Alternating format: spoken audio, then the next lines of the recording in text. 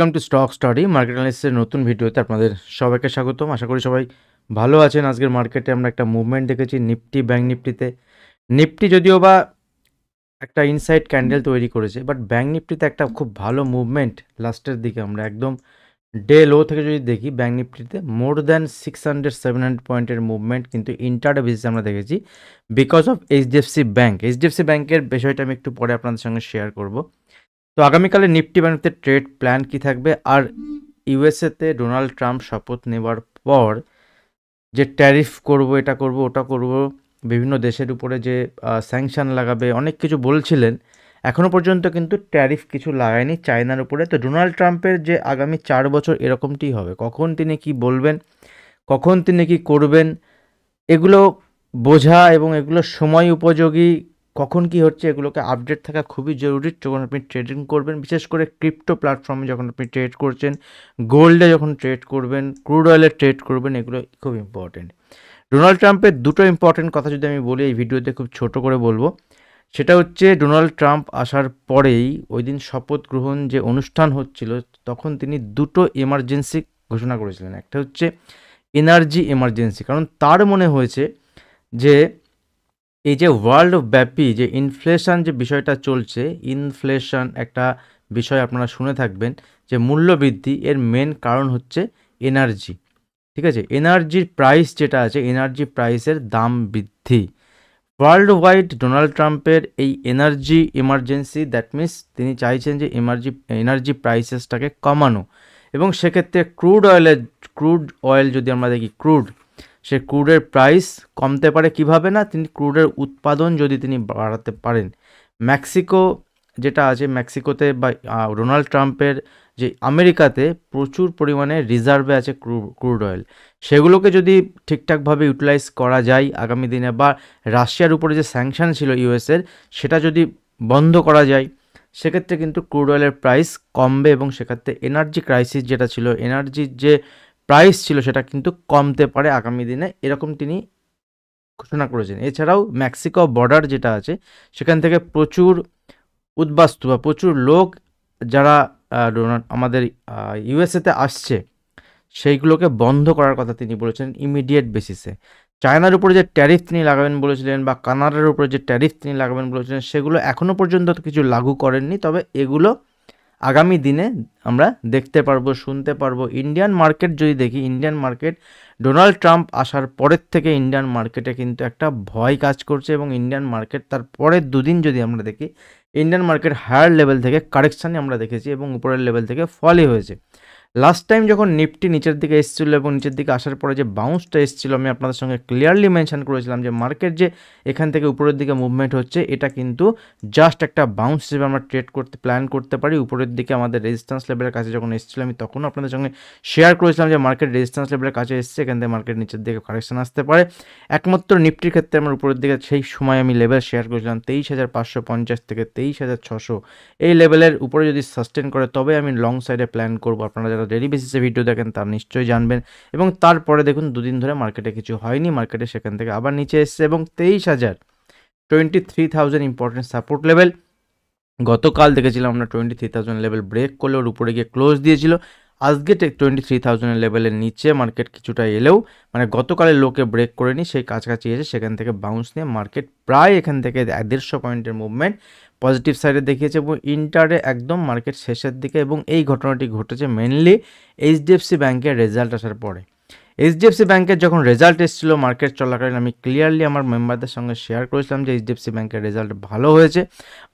মানে তখন বিশেষ কিছু ডেটা ছিল না, জাস্ট নেট ইন্টারেস্ট ইনকাম যদি আপনারা দেখেন, দেখবেন নেট ইন্টারেস্ট ইনকাম এইচডিএফসি ব্যাঙ্কের ক্ষেত্রে এখানে রাইজ করেছিল। Profit after tax only 2% rise করেছে, আর ওয়াই মানে ইয়ার অন ইয়ার বেসিসে, এবং নেট ইন্টারেস্ট ইনকাম যেটা, সেটা 8% রাইজ করেছিল। একটা ভালো নিউজ এটা বলতে পারেন, এবং তার বেসে মুভমেন্ট হয়েছিল। বাট এইচডিএফসি ব্যাঙ্কের যখন পরে আমি রেজাল্ট দেখলাম, দ্যাট মিনস সেই একই কন্ডিশন, একটা ওকে রেজাল্ট খুব খারাপ নয়, খুব মানে ইয়ার অন ইয়ারের বেসিসে রেজাল্ট ভালো হলেও যদি আমরা দেখি প্রভিশন এখানে বেড়েছে, বাট ওভারঅল যদি দেখি খুব ভালো রেজাল্ট নয়, একটা ওকে রেজাল্ট। তো এইচডিএফসি ব্যাঙ্কের যে বিশাল ভালো রেজাল্ট হয়েছে এরকম কিছু আমার এক্সপেকটেশন নেই। আমি এটা দেখছি না। মার্কেট কিন্তু এখান থেকে বাড়তেও পারে, মার্কেট এখান থেকে কমতেও পারে।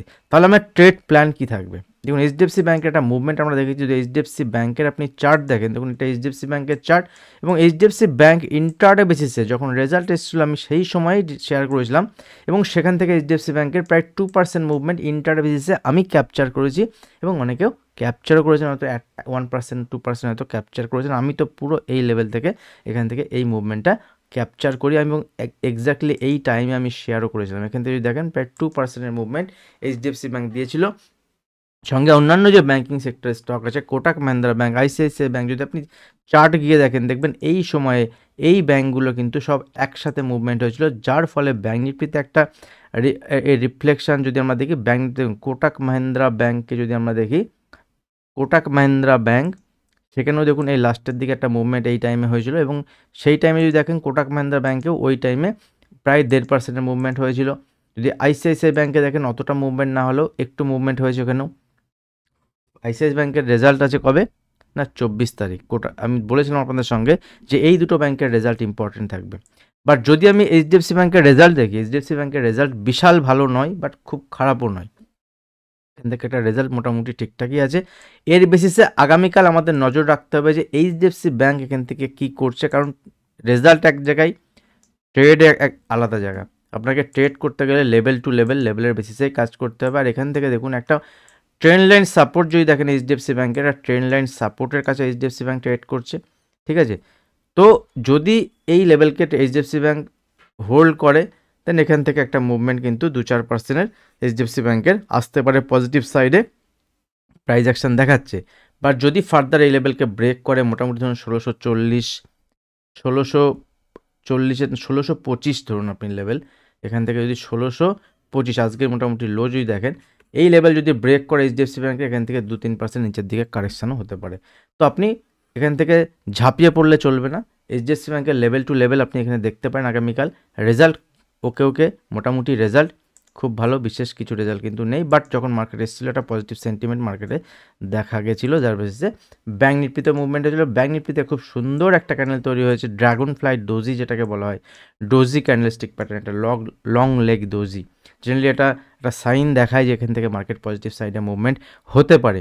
বাট লেটস সি আগামীকাল মার্কেট কী হয়। এবং ব্যাংক নিফটির ক্ষেত্রে উপরের দিকে যদি ব্যাংক নিফটি এখান থেকে আগামীকাল যদি 48,800-750 লেভেলকে ব্রেক করে উপরের দিকে যায়, সেক্ষেত্রে 49,350 থেকে 49,500 পর্যন্ত ব্যাংক নিফটি টার্গেট দেখাতে পারে। 49,500 উপরে গেলে তবে ব্যাংক নিফটিতে পজিটিভ সাইডে মুভমেন্ট আমি এক্সপেক্ট করছি, কারণ আমার কাছে মার্কেটে কিন্তু ক্লিয়ার ডাইরেকশন নেই। আর ইউএস মার্কেটের কেমন ট্রেড হচ্ছে আজকে সেটা ইম্পর্টেন্ট, তার বেসিসে আমাদের মার্কেট ওপেন হবে। ওপেন হওয়ার পরে ইন্টারডে বেসিসে কীভাবে ট্রেড প্ল্যান করব সেটা এর বেসিসে জানা যাবে, ঠিক আছে। আদারওয়াইজ কিন্তু সিম্পল দেখুন, যদি এখান থেকে গ্যাপ ডাউন ওপেন হওয়ার পরে মার্কেট 48,500 লেভেলকে ব্রেক করে আরও নিচে চলে আসে, সেক্ষেত্রে মার্কেট নিচের দিকে উইক হয়ে যাবে। এইচডিএফসি ব্যাংকের উপর নজর রাখুন, সিম্পল ব্যাপার। আজকে আমরা দেখেছিলাম মার্কেটকে হোল্ড করিয়ে রেখেছিল আইটি সেক্টরের স্টক। টিসিএস এর খুব দুর্দান্ত মুভমেন্ট হয়েছিল। টিসিএস আমি মার্কেটে শেয়ারও করেছিলাম, আমি নিজেও ট্রেড করেছিলাম টিসিএসে। এবং এফএমসি সেক্টরের স্টকেও একটা মুভমেন্ট পজিটিভ সাইডে এসছিল, এবং আইটি সেক্টর কিন্তু পজিটিভ সাইডে মোটামুটি ক্লোজ দিয়েছে। কিছু কিছু আইটি স্টক যেগুলো হেভি ওয়েটেজ যে আইটি স্টকগুলো আছে, সেই heavy weightage IT stock, that means blue chip যে কোম্পানিগুলো আছে, সেই ব্লু চিপ কোম্পানিগুলোতে একটা পজিটিভ সাইডে মুভমেন্ট আমরা আজকের মার্কেটে দেখতে পেরেছি। এখান থেকে মার্কেটে যদি আজকেও দেখেন আপনি, তাহলে মার্কেটে কিন্তু বিশাল কোনো পজিটিভ বিষয় এখনও পর্যন্ত হয়নি। নিফটিতে একদম শেষের দিকে এবং মোটামুটি 2-2.5 পরের থেকে মার্কেটে একটা কারেকশান এসছে। এবং যদি এফআইআই ডেটা দেখেন, এফআইআই কিন্তু আজকেও ক্যাশ মার্কেটে দেখুন, এফআই ইন্ডেক্সে বিশেষ কিছু সেল করতে পারছে না, কারণ আমি আগেও শেয়ার করেছি এফআই ইন্ডেক্স লং পজিশন এখন 15%-এর নিচে আছে, 15%। দ্যাট মিনস এফআইআই কোথাও যেন দেয়ালে পিঠ ঠেকার মতো জায়গাতে এসছে। বাট ক্যাশ মার্কেটে কন্টিনিউ এফআইআই সেল করে চলেছে, এবং আজকেও এফআইআই 4,026 কোটি টাকার সেল করেছে, 4,026 কোটি টাকা, যেখানে ডিআইআই 3,640 কোটি টাকার ডিআইআই বাই করে গেছে, ঠিক আছে। আর এটা এফআইআই ক্যাশ মার্কেটে সেল করছে, বাট ফিউচারে অতটা কিন্তু সেলিং ফিগার নেই।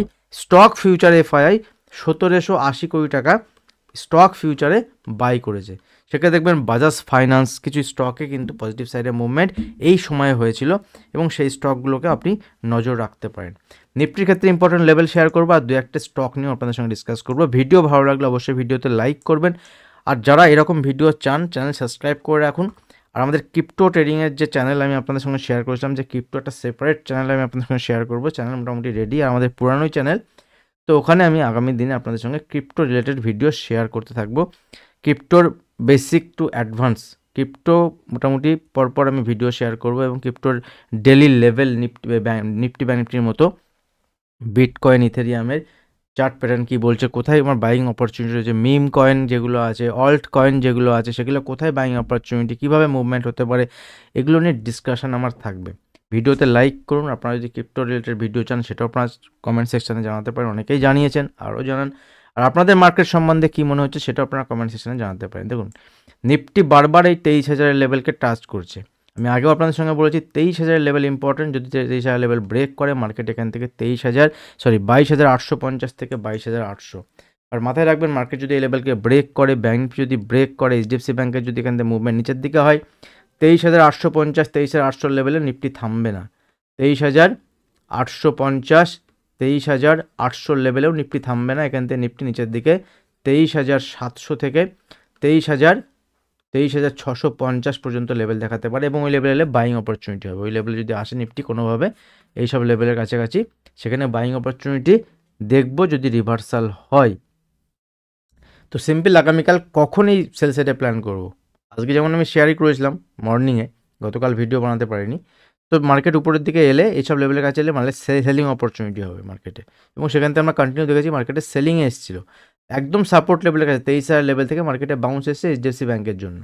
তো এখান থেকে দেখুন আগামীকাল যদি দেখেন মার্কেটে আজকের হাইটাকে মার্ক করে নিন, আজকের লো যদি ব্রেক করে মার্কেটে খুব শার্প ফল হবে।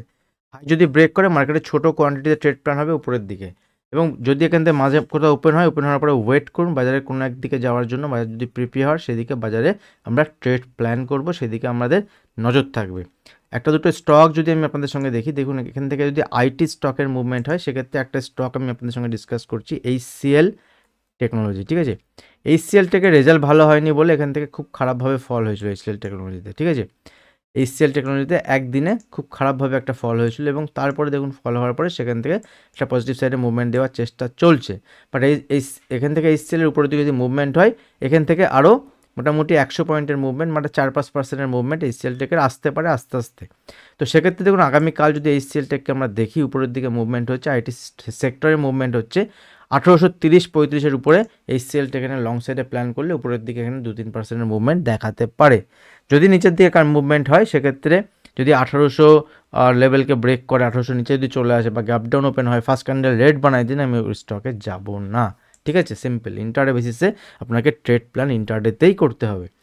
এবং এর সঙ্গে সঙ্গে যদি আরেকটি স্টক দেখুন, বেশ কয়েকটি স্টক আজকে আমার কাছে ছিল, তার মধ্যে আমি আরেকটি স্টক আপনাদের সঙ্গে শেয়ার করেছি। দেখুন বেদান্তা বলে একটা স্টক আছে, মেটাল সেক্টরের স্টক। যদি এখান থেকে পজিটিভ সাইডে মুভমেন্ট হয়, বেদান্তাতে এখান থেকে একটা চার্ট প্যাটার্ন তৈরি হচ্ছে ডেলি ক্যান্ডেলে। দেখুন এখানে এটা একটা চার্ট প্যাটার্ন আপনি বলতে পারেন এইভাবে। তো এটা একটা শোল্ডার, এটা একটা শোল্ডার। ঠিক আছে, এখান থেকে মেবি এইরকম একটা চার্ট প্যাটার্ন বেদান্তাতে আসতে পারে, তখন আমরা এখানে বলবো inverse head and shoulder, inverse head and shoulder. ঠিক আছে, আপনার নাম শুনে থাকবেন, হেড অ্যান্ড শোল্ডার প্যাটার্ন এখানে তৈরি হতে পারে। ঠিক আছে, সেক্ষেত্রে আগামীকাল ট্রেড প্ল্যান এখানে করতে পারেন যদি আজকের হাইকে এখানে ব্রেক করে স্টক এবং উপরের দিকে কন্টিনিউ মুভমেন্ট হয়, উপরের দিকে একটা পজিটিভ সাইডে এখানে মুভমেন্ট আসতে পারে। আজকের হাই মানে মোটামুটি যখন 456-এর উপরে যদি স্টক সাস্টেন করতে স্টার্ট করে, সেক্ষেত্রে 466 2-3% উপরে, এবং এই লেভেলের উপরে ব্রেক করলে স্টকের একটা পজিটিভ সাইডে আরও 2-4% মুভমেন্ট দেখাতে পারে। তো আর বেশি স্টক নিয়ে ডিসকাশন করবো না, দুটো স্টকের উপর নজর রাখুন আপনারা, HDFC ব্যাংকের উপর নজর রাখুন। ভিডিও ভালো লাগলে ভিডিওতে লাইক শেয়ার কমেন্ট করুন, এখন যারা চ্যানেল সাবস্ক্রাইব করেন চ্যানেল সাবস্ক্রাইব করে বেল আইকন প্রেস করুন। আর আজ ভিডিও এখানে শেষ করছি, দেখা হবে নেক্সট ভিডিওতে। ধন্যবাদ।